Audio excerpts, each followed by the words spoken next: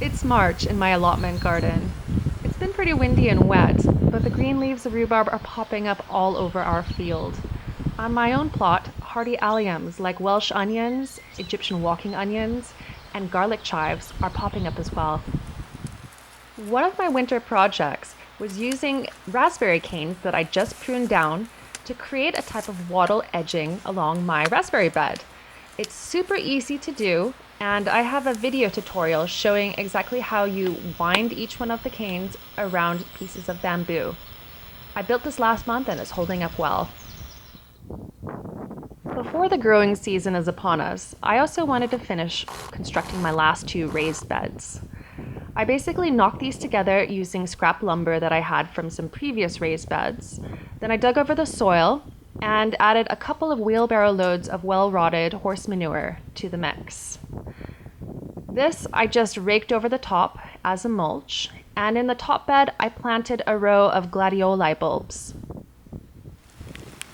Somehow the lining in the wildlife pond that I built last year got a puncture in it, I think by rocks, but after a complete rehaul, it's looking great. I've even created a video showing how I emptied it, relined it, refilled it with the plants that were in it, and also rehomed the frog that I found while cleaning it out. In the nick of time too, since there's frog spawn in my pond right now.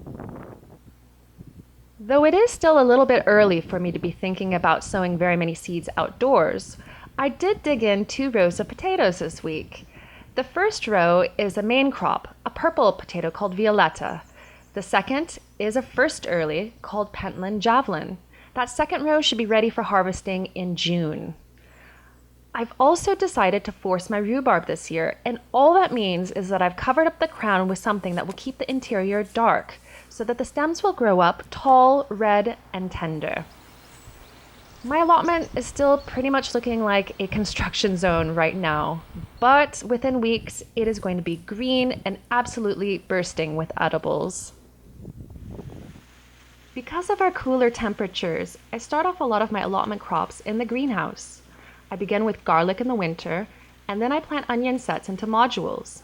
This is a great tip for if you've got wet soil in the spring like I do. Another thing that I've been doing recently is planning for our annual seed swap.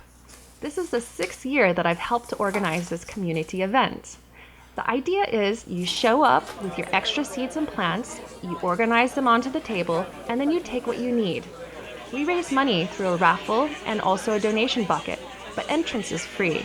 We had enough money left over last year to even buy ourselves a communal picnic bench for the allotment. Thanks so much for listening, and stay tuned for next month's allotment garden update.